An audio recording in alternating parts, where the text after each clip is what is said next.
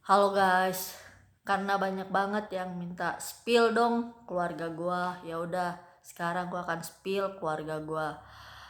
Sebelumnya perkenalkan, nama gua Yuni Utami. Gua lebih dikenalnya sebagai ex poluan viral. Nah, pertama gua akan jelasin papa gua. Papa gua namanya Supriyo Rustamaji. Umur papa gua saat ini 77 tahun, dan pekerjaan papa gua jual beli barang bekas, naik motor, keliling naik motor gitu guys. Selanjutnya mama gua bernama Murniati. Umur mama gua 72 tahun, dan pekerjaan mama gua ibu rumah tangga. Selanjutnya, gua 7 bersaudara, dan gua anak ketujuh. Kakak gua yang pertama namanya Diah Sulistio. Kakak gua pertama ini perempuan ya guys. Pekerjaan kakak gua bidan, dan anak kakak gua yang pertama ada 3. Selanjutnya, kakak gua yang kedua namanya Agus Kisworo. Kakak gua yang kedua ini laki-laki ya guys. Pekerjaan kakak gua yang kedua tukang bangunan, dan kakak gua yang kedua ini sudah memiliki 2 orang anak. Kakak gua yang ketiga namanya Nuning Selowati. Kakak gua yang ketiga ini perempuan ya guys. Pekerjaan kakak gua yang ketiga perawat. Kakak gua yang ketiga ini sudah memiliki 2 orang anak. Dan selanjutnya kakak gua yang keempat. Kakak gua yang keempat bernama Umi Handini. Kakak gua yang keempat bekerja sebagai wira swasta. Pekerjaannya kadang buat kue, kadang jaga ponakan, dan lain-lain. Kakak gua yang keempat ini perempuan ya guys, dan kakak gua yang keempat ini belum menikah. Oke, selanjutnya kakak gua yang kelima. Kakak gua yang kelima bernama Nanang Effendi. Kakak gua yang kelima ini cowok ya guys. Pekerjaan kakak gua yang kelima polisi, dan kakak gua yang kelima ini sudah menikah namun belum memiliki anak. Oke guys, kita berlanjut ke kakak gua yang keenam. Kakak gue yang keenam bernama Sevi Finantu. Kakak gue yang keenam ini perempuan ya guys. Kakak gue yang keenam bekerja sebagai ibu rumah tangga, dan kakak gue yang keenam ini sudah menikah dan memiliki 4 orang anak.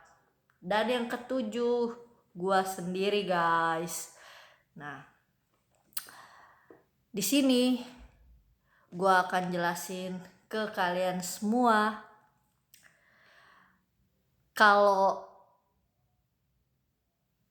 masalah kasus penganiayaan yang terjadi pada tanggal 30 November 2021 itu dilakukan oleh kakak gua yang nomor berapa saja sih. Nah, di sini gua akan jelasin ke kalian kalau gua dianiaya oleh kakak gua yang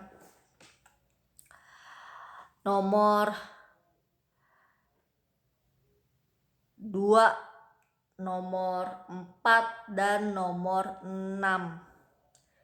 Itu yang pada tanggal 30 November 2021 ya guys. Asal kalian tahu guys, kalau masalah kasus penganiayaan yang gue laporin ini, nanti tanggal 2 Juni 2022 gue dipanggil ke Kejaksaan Negeri Donggala. Kalau kalian tahu perasaan gue asli campur aduk, senengnya ada, sedihnya juga ada. Senengnya apa? Senengnya masalah ini gue laporin dari tanggal 2 Desember 2021, walaupun kejadiannya ini tanggal 30 November 2021. Dan menurut gue sangat lama, karena nanti bulan Juni baru gue dipanggil ke kejaksaan. Menurut gue itu sangat lama. Namun ya udah, mau gimana lagi gitu kan.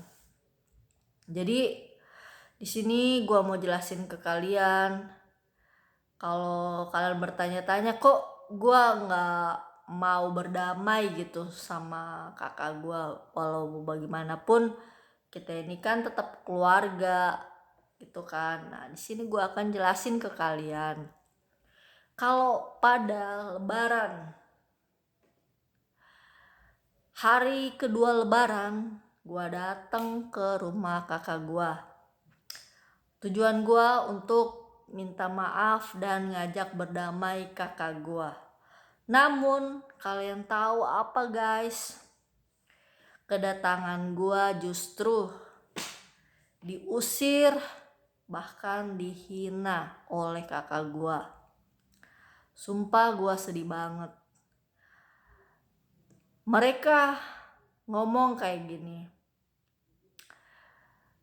kalau mereka menganiaya gua itu hal yang wajar. Bahkan membunuh sekalipun itu wajar. Karena apa? Karena gua udah pindah agama, gua udah jadi Kristen. Wow, asli gua kaget banget gitu kan. Nah, asal kalian tahu guys, dari tahun 2014 semenjak gua masuk gereja, keluarga gua udah sering melakukan penganiayaan sama gua, udah sering melakukan penghinaan sama gua. Namun gua tetap sabar dan gua nggak mau melaporin hal tersebut, karena gua berpikir bagaimanapun juga kita adalah keluarga. Namun kenapa gua sampai melaporkan ke polisi? Karena pada tanggal 30 November 2021 itu benar-benar keluarga gua, kakak kandung gua sudah melakukan hal yang berlebihan. Jadi dengan terpaksa gue melaporkan masalah ini ke polisi. Supaya apa? Supaya kakak gue ada efek jerah. Dan parahnya lagi guys, gue mau kasih tahu ke kalian, kenapa kakak gue melarang gue untuk ketemu nyokap gue. Kenapa kakak gue melarang gue untuk tinggal bareng mama gue lagi. Itu semua mereka hubung-hubungkan dengan agama. Di sini gue mau jelasin ke kalian, kalau kekhawatiran kakak gue kalau nyokap gue bisa tinggal sama gue lagi kalau gue bertemu dengan mama gue lagi. Mereka takut nyokap gue jadi Kristen, mengingat masa lalu nyokap gue adalah Kristen. Nyokap gue terlahir sebagai Kristen, namun pada saat nyokap gue married dengan papa gue, nyokap gue ikut agama papa gue. Nah, Jadi itulah alasan mereka kenapa mereka nggak kasih gua untuk bertemu sama nyokap gua. Kenapa mereka nggak kasih gua tinggal sama nyokap gua. Semua karena agama. Karena nyokap gua terlahir sebagai Kristen, jadi mereka itu punya kekhawatiran yang luar biasa mengingat gua sudah jadi Kristen. Padahal gua jadi Kristen itu bukan karena nyokap gua. Gua jadi Kristen atas kemauan gua pribadi.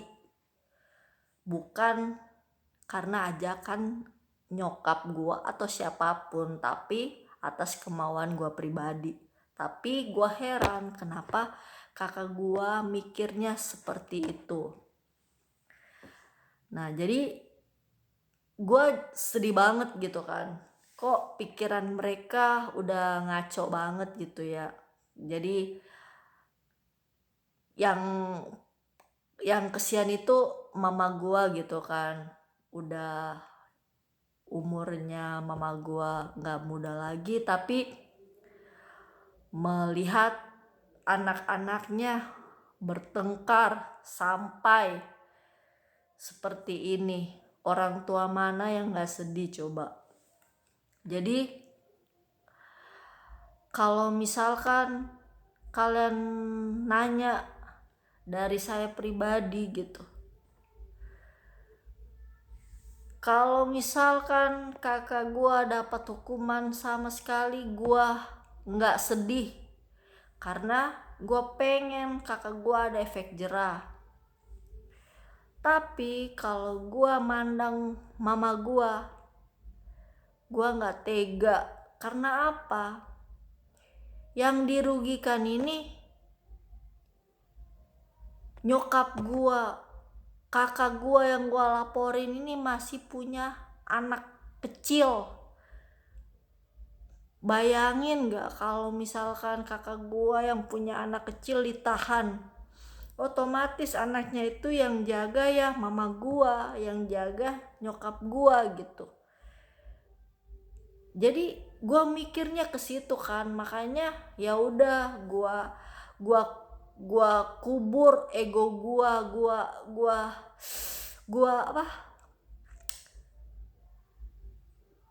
gua rendah hati gitu, datang untuk minta maaf, ngajak berdamai kakak gua demi nyokap gua, tapi semua sia-sia.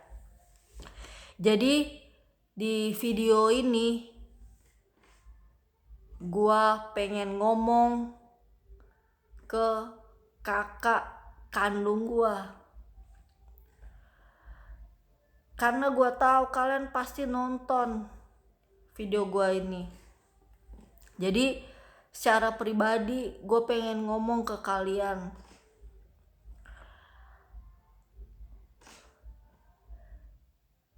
Saya Yuni Utami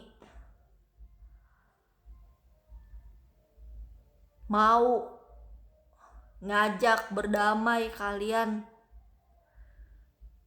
Saya mau kita berdamai semuanya untuk kebahagiaan orang tua kita.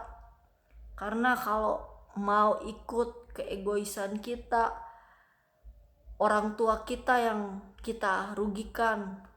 Jadi di sini saya selaku anak terkecil, anak terakhir dalam keluarga, meminta maaf kepada kalian semua, dan saya pengen kita berdamai. Semua ini saya lakukan untuk kebahagiaan mama, karena mama ingin kita anak-anaknya berdamai. Jadi kalau kalian mau berdamai dengan saya, mari kita selesaikan masalah yang ada secara kekeluargaan.